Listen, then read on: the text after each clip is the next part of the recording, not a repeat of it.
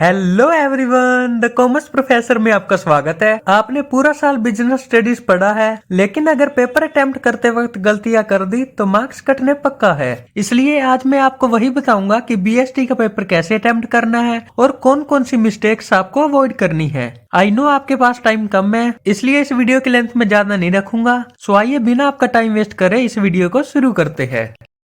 तो सबसे पहली टिप है रीड क्वेश्चन पेपर केयरफुली। सबसे पहली गलती स्टूडेंट्स करते हैं वो बिना क्वेश्चन पेपर अच्छे से पढ़े आंसर लिखते हैं। आपके पास 15 मिनट्स का रीडिंग टाइम होता है, इसलिए उसको अच्छे से यूज करना। पहले इजी क्वेश्चंस को आइडेंटिफाई करना और फिर डिफिकल्ट क्वेश्चंस के लिए रफ स्ट्रेटेजी बनाना। जो क्वेश्चंस आपको अच्छे से आते हैं उस पर टिक लगाना और पहले वही अटेम्प्ट करना। उसके बाद सेकंड टिप है कीवर्ड्स का यूज करना। Business study theory based subject है, लेकिन सिर्फ लंबी लंबी लाइन्स लिखने से मार्क्स नहीं मिलेंगे। आपको आंसर में इंपॉर्टेंट कीवर्ड्स हाईलाइट करने चाहिए। जैसे कि अगर फंक्शंस ऑफ मैनेजमेंट लिख रहे हो तो प्लानिंग, ऑर्गेनाइजिंग, डायरेक्टिंग, कंट्रोलिंग, ये कीवर्ड्स को बोल्ड या अंडरलाइन करके लिखना। उसके बाद थर्ड टिप है पॉइंट वाइज आंसर लिखना। बहुत से बच्चे पैराग्राफ में आंसर लिखते हैं, जो कि गलत है। बिजनेस स्टडीज में आंसर पॉइंट वाइज लिखने चाहिए ताकि एग्जामिनर को चेकिंग में आसानी हो और आपको फुल मार्क्स मिले। उसके बाद फोर्थ टिप है एग्जाम्पल्स देना। अगर क्वेश्चन सिर्फ डेफिनेशन या कॉन्सेप्ट के ऊपर है तो एक रियल लाइफ एग्जाम्पल जरूर देना। जैसे अगर ब्रांडिंग का आंसर लिख रहे हो तो रिलायंस जियो या एप्पल का एग्जाम्पल जरूर लिखना, इससे आंसर ज्यादा इम्पैक्टफुल लगेगा। उसके बाद फिफ्थ टिप है एमसीक्यूज और केस स्टडीज को कैसे सोल्व करें।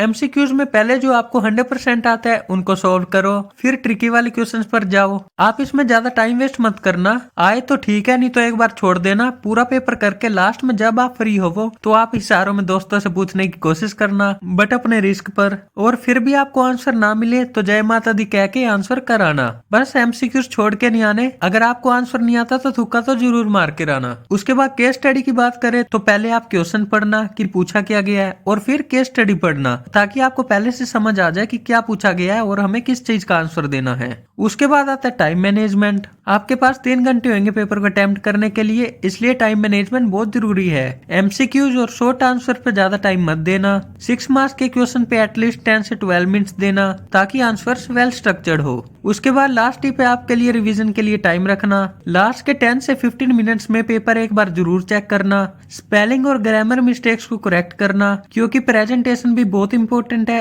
इसलिए जितना हो सके इंपॉर्टेंट पॉइंट्स अंडरलाइन करना। और लास्ट के 10 मिनट्स में आपको अपनी प्रेजेंटेशन को डेकोरेट करना है, ताकि आपको गुड मार्क्स मिल सके। उसके बाद कुछ मिस्टेक्स की बात करें जो आपको नहीं करनी। एक तो क्वेश्चन की डिमांड समझे बिना कुछ भी मत लिखना। जो क्वेश्चन पूछा गया है उससे रिलेटेड ही लिखना। उसके बाद थ्योरी में अननेसेसरीली डायग्राम्स बनाने की कोशिश मत करना, इससे आपका टाइम वेस्ट होगा और कोई फायदा भी नहीं होगा। अगर आपसे प्रोसेस पूछा गया है उस केस में आप फ्लो चार्ट बना सकते हो, पर अगर बेनिफिट्स, फीचर्स, चैलेंजेस में आप ऐसे डायग्राम्स बना के आओगे तो इससे आपका टाइम वेस्ट होगा। उसके बाद एक और गलती करते हैं बच्चे के लॉन्ग आंसर्स लिखने के चक्कर में लास्ट के क्वेश्चंस ब्लैंक छोड़ देते हैं। अपना अच्छे से टाइम मैनेजमेंट करना। लॉन्ग क्वेश्चन आप 2 से 3 पेजेस का लिखना। 2 से 3 पेजेस सफिशिएंट है आपको फुल मार्क्स स्कोर करने के लिए।